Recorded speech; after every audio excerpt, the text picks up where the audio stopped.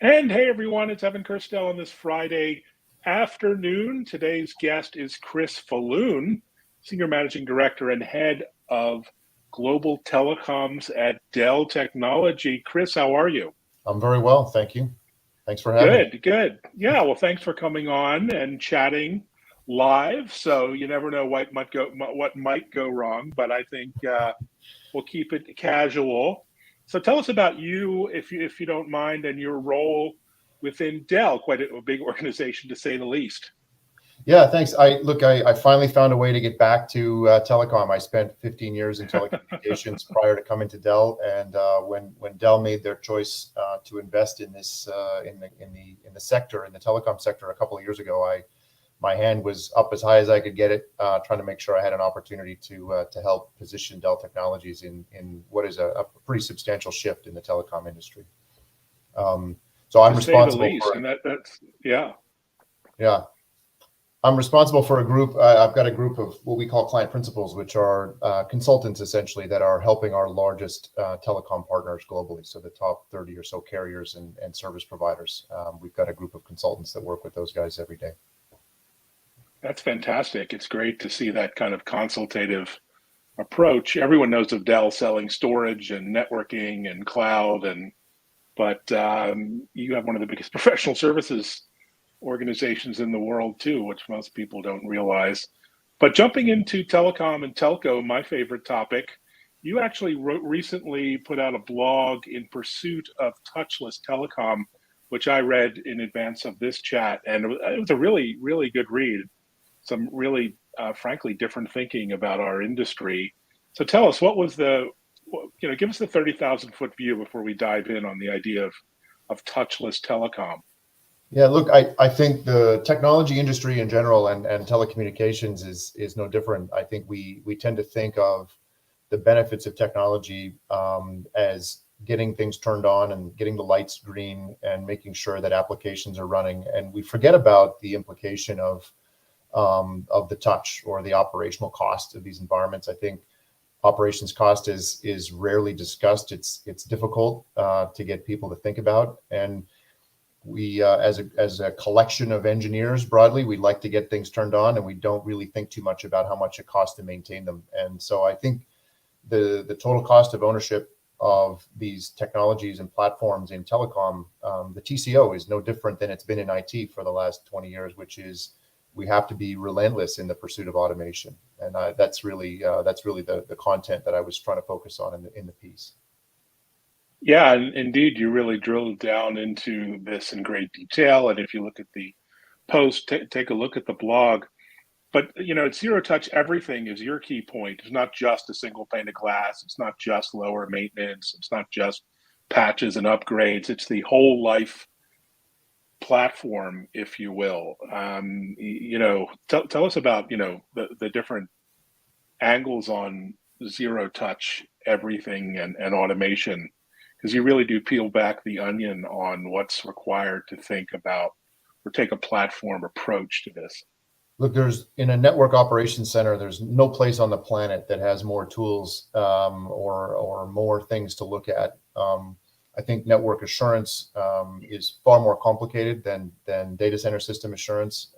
But ultimately, the strategy to touch as few things as possible and to achieve the idea of self-healing automated platforms is such a big deal when it comes to the TCO of these environments. And so I talk about the touchless telco, or this relentless focus on operational automation, not because it's achievable on day zero. We're so new in this transformation in telco to digitalize the network.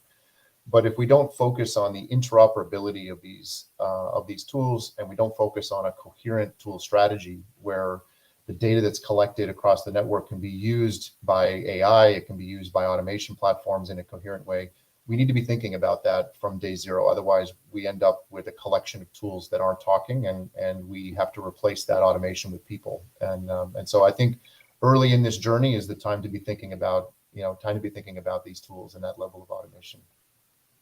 Fascinating. And you also touch on platform thinking. Everyone in our space talks about their platform and all the benefits and utility of their platform. But platform thinking is not just the platform, right? It's transforming the network and the integration of all these platforms. What did you have on your mind there in that journey? Yeah, platform thinking is particularly in the network side of the telco is an interesting shift in mindset. I mean, we move away from opinionated applications, meaning monolithic style applications, where the application derives all of the architectural design elements, including the tools and the automations, to a platform-centric model where a horizontal integrated platform is really an opinionated platform, and the apps are designed to work in the platform environment. If that's a practice that's been maturing in the IT side of these businesses for 15 years or so, and in the most mature iteration of those deployments, we have application vendors seeking certification to the platform instead of the other way around.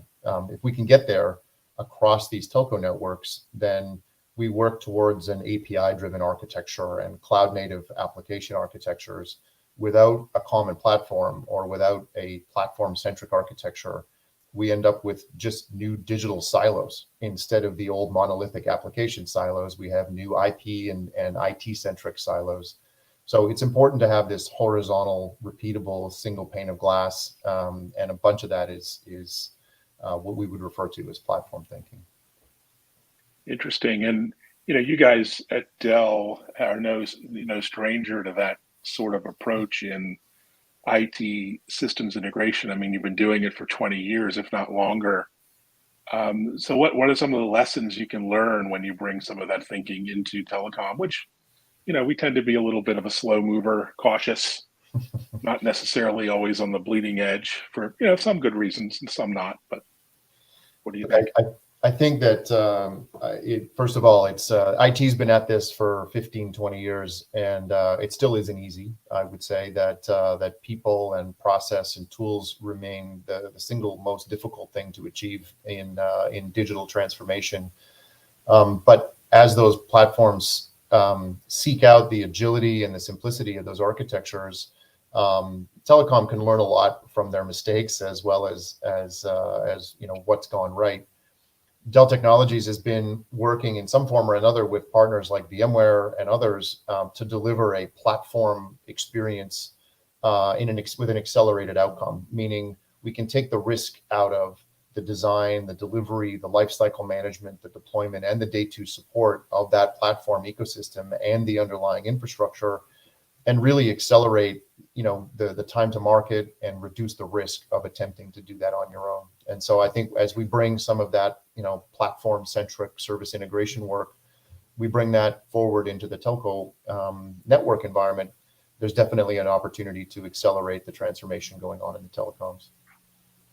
Yeah, and it is about acceleration. I mean, we saw just through the pandemic a lot of digital transformation and adoption, bringing forward of plans and programs that we'd looked at multiple years out into like a year or two Yeah. for obvious reasons of remote work and working from home and global supply chains and all these things. So, as we take a breath now and maybe hopefully emerge from the pandemic, what's the vision now beyond firefighting for setting that vision of network transformation, and what next, which is more than just 5G when you look at the whole Correct. end-to-end network and OSS and BSS and the applications and et cetera. What do you think? What do you have a vision in mind for what the network will look like in the future? Yeah, I think I was really pleased. We were at Mobile World Congress this year. It was nice. I saw. Yeah. It was nice to see other human beings for the first time in a couple of years. But the other nice thing about it was really that we're starting to see the senior executive leadership, the technology leadership of these telecoms, starting to think about the evolution of these networks in a more platform-centric way. And what we were seeing a year ago is I need to get O-RAN stood up, or I need to have a pilot for this NFVI stack, or I need to get my edge architecture figured out for data analytics. These very discrete use case driven architectures were top of mind. People were trying to prove some of these elements out. And what we saw in a large number of conversations, which aligns very closely to this conversation today, is CTIOs pushing towards a common tool set, a platform-centric architecture, and really had questions about how Dell was interested in helping them accelerate towards a common platform in this space. The conversation that ensues actually is really about the maturity of the ecosystem to get us there. And so the application vendors, they're almost there, but not quite. The platform ecosystem vendors are still struggling to satisfy some of the unique requirements of the network. And the underlying operational teams, frankly, who've been running monolithic application architectures for 20 years in the network, need to be taught and educated and brought on board, to run these cloud native architectures. And so the critical mass of this transformation starts with having a decent plan. I think if we look at it through the lens of people, process, application, and platform, we won't miss anything along the way. It's definitely not just about standing up one discrete component. I love it. People, process, network, and application. There's a buzzword in there somewhere Somewhere. that Yeah. we'll have to capture. Congratulations at MWC. I was chatting with one of your colleagues. I think you said you had 80 partner and customer meetings at just him personally at Yeah. Mobile World Congress. That was quite an event for you guys. What's next on your mind? What sort of things are you occupying yourself with over the next few weeks and months? Yeah, there's a flurry of activity globally, just trying to work with the right partners and get the right folks. Whether it's the big SIs who are looking to incorporate what Dell Technologies brings to the table in their efforts in this industry, and trying to find the right software partnerships and platform partnerships. That's really where a lot of our attention is this year, is making sure we've got our abilities to deliver that platform outcome. We've making sure we understand exactly how Dell Technologies is positioned, both with the carriers as well as with the partners. So that's a big thrust this year. Exciting. Well, you have Dell Tech World coming up, so no rest for the weary. You're back at it again. I'm happy to be on an airplane. My wife and myself are both happy to have me on an airplane again. It is nice seeing people outside the house again. Yes, I agree. Certainly. I've been away for a couple of weeks, and it's been a refreshing change of perspective. Well, thanks so much, Chris. Really, really great chatting on this Friday, sharing your thoughts, with the audience here. And check out the blog and the tweet and the post. It really is a good read. So we'll be in touch. See you on social media. Excellent. Thanks very much. Thanks. Bye-bye. Cheers.